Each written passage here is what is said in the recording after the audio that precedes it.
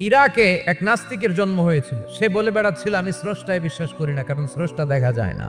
ইরাকের লোকেরা বলল আমাদের একজন ইমাম আছে যাকে আমরা ইমাম আল আযম আবু হানিফা বলে চিনি। সবাই বলল তুমি যে স্রষ্টারে খুঁজে পাও না, আমাদের ইমাম তোমারে স্রষ্টা দেখায় দিবে। সে বলল ঠিক আছে, তাহলে তোমাদের ইমামরা আসতে বলো, জুমার নামাজের পরে আমিও আসবো, তোমার ইমামও আসবে, ডিবেট হবে, দেখি কে জিতে যায়। এই ডিবেট দেখার জন্য হাজার হাজার মানুষ এসেছে ইরাকের কুফা নগরীতে। ওই নাস্তিকও এসেছে যে আল্লাহকে বিশ্বাস করে না, সবাই এসেছে, আসে না শুধু ইমাম আবু হানিফা। উনি এসেছেন 1.5-2 ঘন্টা দেরি করে। নাস্তিক বলে আপনার সাথে কোনো কথা নাই, আপনার তো সময়ের জ্ঞানই নাই। ইমাম আবু হানিফা বললেন আইন্দি ওযর, আমার ওযর আছে। কি ওযর? তিনি বললেন আমি যখন ঘর থেকে বেরোই আমার বাড়ির সামনে বিশাল এক নদী পড়ে যায়, আর এই নদী পেরোতে আমার নৌকা ব্যবহার করতে হয়। আজকে এসে দেখি নৌকাও নাই, মাঝিও নাই, কিচ্ছু নাই, কিভাবে পার হবো? হঠাৎ দেখলাম নদীর পাশে বিশাল বড় গাছ, গাছটা হঠাৎ এমনি এমনি 2 টুকরা হয়ে গেল। গাছ থেকে বিশাল কাঠের তক্তা বের হয়ে গেল, তক্তাগুলো অটোমেটিক্যালি জোড়া লেগে নৌকা হয়ে গেল। এই নৌকা মাঝি ছাড়া সা করে আমার সামনে চলে এলো। আমি নৌকায় বিসমিল্লাহ বলে বসে পড়লাম। হঠাৎ নৌকা আমারে টান দিয়ে ওপারে নিয়ে এলো। এই প্রসেসিং হতে আমার 2 ঘন্টা সময় লেগেছে। নাস্তিক নেতা বলে তোকে ইমাম গাঞ্জা খাইছে, মাথার তার সিরার নিয়ে যা।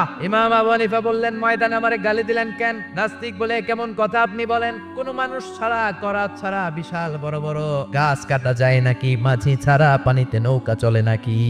ইমাম আবু হানিফা বললেন now you on the right track. এই তো লাইনে আসছেন। ওইটা যদি এমনি এমনি না হয়, মহাবিশ্বের এই সুন্দর বসুন্ধরার সব কিছু কেমন করে এমনি এমনি হয়? নাস্তিক কয় হায় হায়, আসলে তো আমি একটা উল্লুকা পাঠা, আসলেই তো আমি হাদারাম, এইভাবে তো ভেবে দেখি নাই। বিশাল এক ব্যবস্থাপক আছে, তিনি সব কন্ট্রোল করছেন।